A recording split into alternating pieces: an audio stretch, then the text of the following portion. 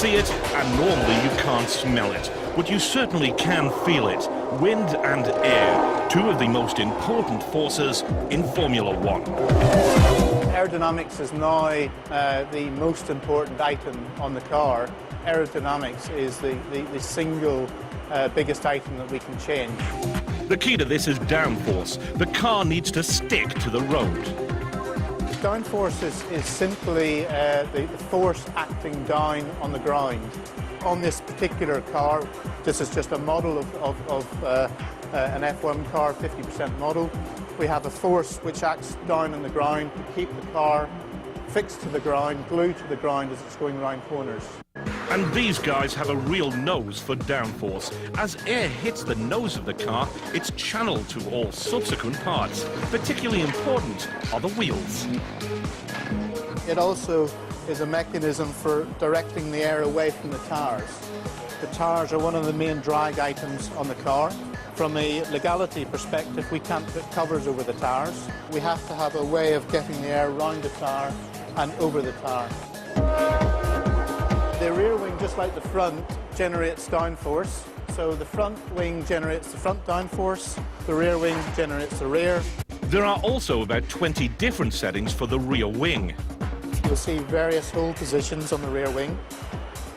What we can do in the full-scale component is change these elements into different angles, which generate less or more downforce as required. The trick is to create the perfect balance between the front and the rear of the car. In this, the design of the underbody is key. The diffuser, which is placed at the rear of the car, also plays a crucial role. Basically, we want to have as quick air underneath the car as possible, but to try and get it back up in an efficient manner, you need to slow the air down, which is the reason we have this big ramp.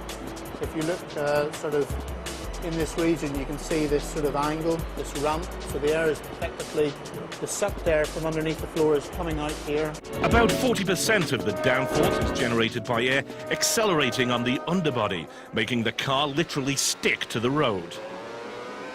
In terms of actual time taken to develop this whole car, we're looking at about sort of 8,000 to 9,000 hours in the wind tunnel, of pure wind tunnel time, in addition to a similar amount of time in CFD.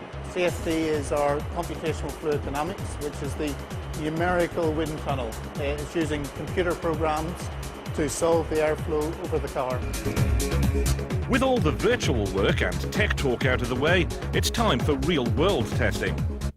The more drift you can have developed by aerodynamics, the faster you can go around the turns, the faster the car is around the whole racetrack. New parts of the car can be ready for use in just 24 hours, then used on the car itself shortly afterwards. In Formula One, the field of aerodynamics moves almost as fast as the cars themselves. It's really in the last, say, 10 years that F1 aerodynamics has progressed beyond all recognition. The technology is very, very impressive indeed.